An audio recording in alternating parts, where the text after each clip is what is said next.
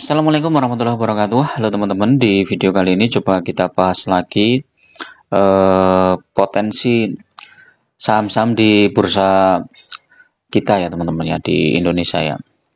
Jadi setelah kemarin menguat ya, lumayan bagus ya, beberapa saham menguat karena berita di ininya ya, dibatalkannya ya, atau ditundanya ya, perang tarif atau dagang Amerika ya dengan Cina ditunda kalau nggak salah 3 bulan ya teman-teman ya, 3 bulan atau berapa bulan ya.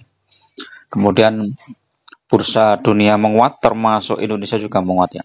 Saham-saham yang sebelumnya terdiskon cukup besar kemudian rebound ya. Nah, selang beberapa saat atau 1 hari setelah itu, investor mulai was-was lagi teman-teman ya. Wall Street dihantam sell off, awas RI bisa goyang. Jadi pasar keuangan Indonesia kompak menguat pada perdagangan kemarin, kemudian Wall Street mulai sell off. Pelaku pasar khawatir ya, tarif terhadap dan inflasi diperkirakan akan menjadi penggerak pasar hari ini ya. Jadi pasar keuangan domestik diproyeksikan masih akan dipengaruhi sentimen dari luar negeri pada Jumat. Nah ini teman-teman ya. IHSG udah di level 6.200 ya, sebenarnya udah bagus. Tapi ada kemungkinan juga nanti tertekan teman-teman ya. Pasar keuangan Indonesia merespon positif kebijakan Trump untuk menunda tarif yang lebih tinggi selama 90 hari untuk sebagian besar negara, sebuah pembalikan mengejutkan dalam perang dagang yang telah mengguncang pasar secara drastis teman-teman ya. Namun penurunan tersebut tidak berlaku untuk China yang telah melakukan pembalasan dengan menaikkan tarif hingga 84%. Nah ini teman-teman yang kita perlu waspadai ya. Karena China itu ternyata tidak begitu gampangnya ya melunak ya dengan kebijakan Amerika itu. Justru China malah menaikkan juga tarifnya ya hingga 84% ya. Sehingga perang dagang ini belum sepenuhnya berakhir dan penurunan tersebut tidak mengembalikan dunia ke situasi sebelum Trump memicu ketidakstabilan global. Tarif 10% secara menyeluruh telah tetap berlaku. Pasar uang nilai tukar rupiah terpantau mengalami penguatan 16.795. Sudah di bawah 17.000 ya. Wah, ini berbanding terbalik dengan penutupan sebelumnya di 8.000. Nah ini Wall Street kembali ambruk, ini tanggal berapa ini?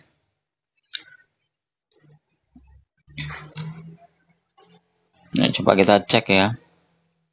Makanya ketika saham-saham bagus terkoreksi teman-teman, itu teman-teman tuh harus mulai ambil posisi ya, walaupun tidak menutup kemungkinan saham itu masih turun lagi ya.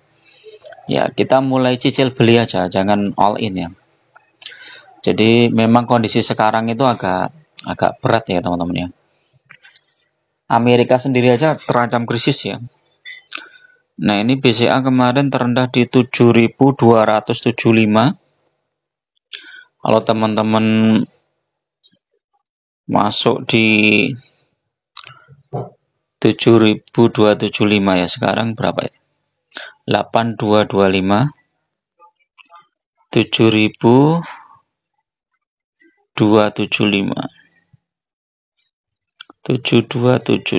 udah naik 13% ya.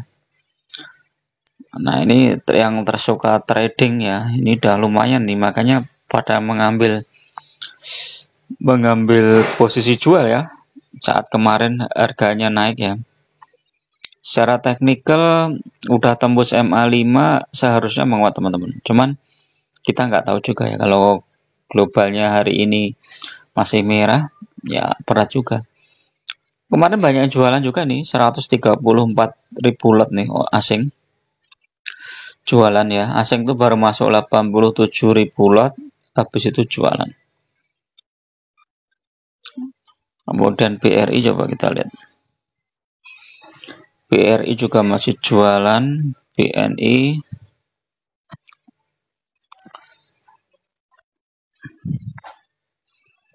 asing masih jualan terus ya, walaupun ininya positif ya. Nah, ini positif ya.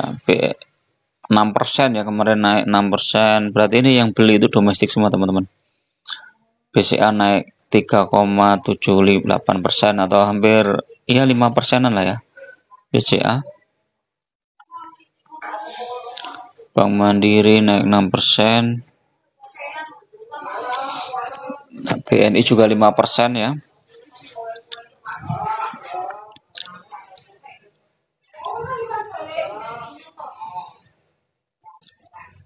Nah, ini kalau kita lihat BCA ya, coba ya. BCA ini kan newsnya bagi dividen tunai ya. Ntar BCA. BCA kan bagian dividen tunai atas kinerjanya tahun buku 2024 sebesar Jumat 11 April ya, hari ini ya. Dividen dibagikan pada pemegang saham pada Jumat 11 April ya. Ini berarti hari ini, teman-teman. Yang sudah pegang BCA lumayan nih dapat dividen ya hari ini. Sekitar berapa itu? 250 rupiah per lembar saham ya. Berarti sekitar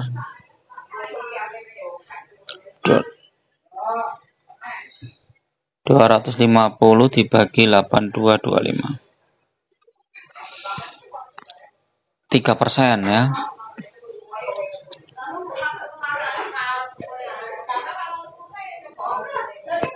BRI nah, coba nih BRI kumdet tanggal dalam keterangannya berarti mencapai pembagian dividen merupakan bagian dari total dividen tunai yang dibagi adalah 4.343 ya. Coba kita baca nih. Wah, iklannya banyak banget ini.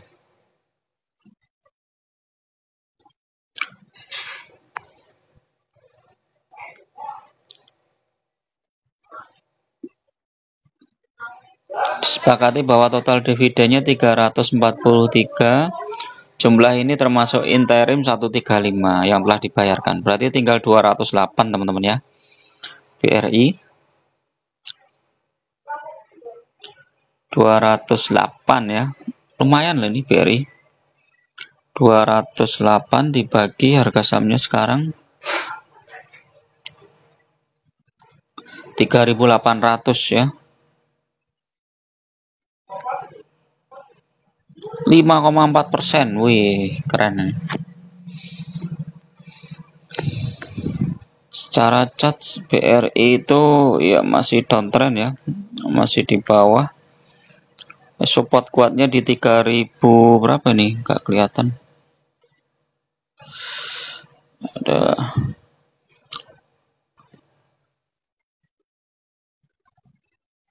3.800. Kalau dibawa turun ke sini ya 3.500 ya. Tapi BRI terendah kemarin tuh di 3.300 teman-teman.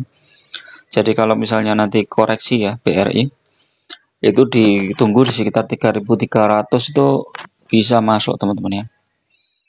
Kalau misalnya koreksi dalam lagi ya. Coba kita lihat nih.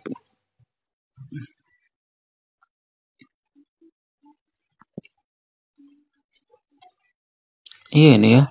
Dow Jones turun, Nasdaq turun, Nikkei turun, tapi Hang Seng naik. Shanghai, Taiwan turun ya.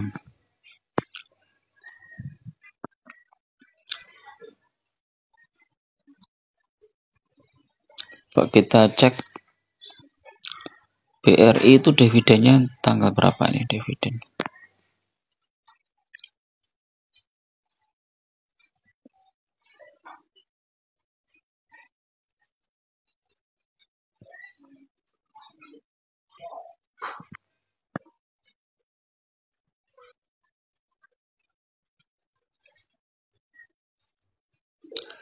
(14 April), tanggal pembayarannya 23 April ya.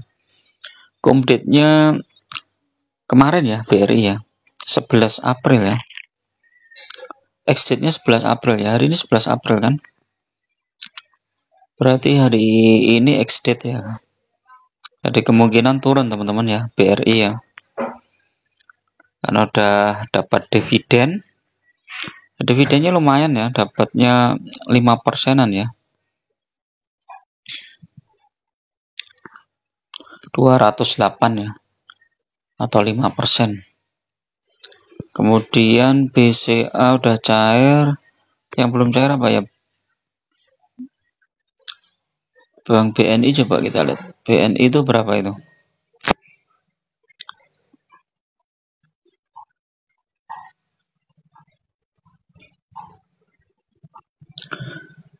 BNI ex-date-nya 15 April. Jadi ini masih berpotensi ya BNI. Dividennya 374. Wih, besar banget ya BNI ya. Ini mungkin terbesar nih dibandingkan perbankan yang lainnya. Coba kita bandingkan dengan harganya. Berapa ini? 374 dibagi harganya mungkin lebih tinggi nih. Iya, lebih tinggi nih. 4260. 8,7%, gila ini. Ini ya teman-teman ya. BNI ya. Ininya dividen paling tinggi ya. Kemudian kita lihat nih Bank Mandiri.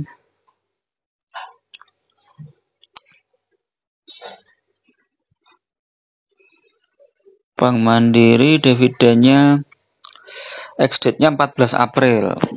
Berarti cum date-nya 13 April. Ini udah mendekati juga. 466. Nah, ini paling besar nih. 466 dibagi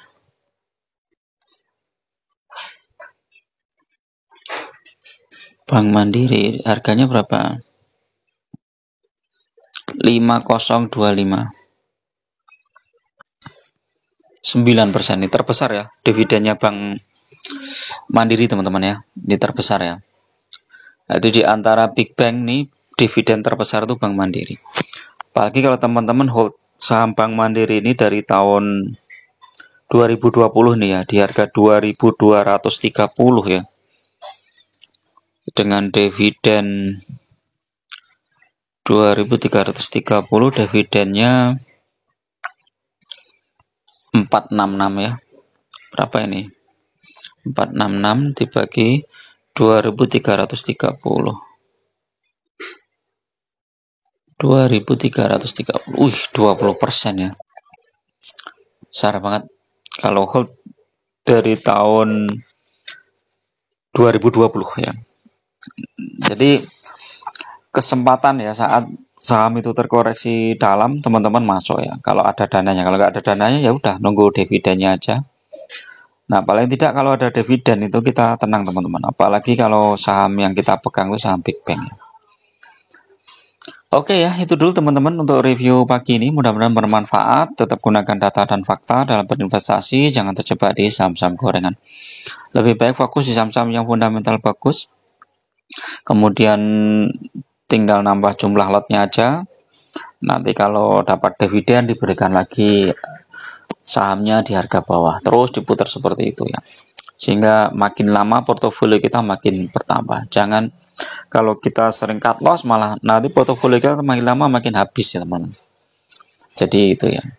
Bagi teman-teman yang mau gabung di grup ya, silahkan klik gabung, biayanya murah aja untuk traktir kopi ya. Teman-teman bisa request saham, bisa juga bedah portofolio. Terima kasih. Assalamualaikum warahmatullahi wabarakatuh.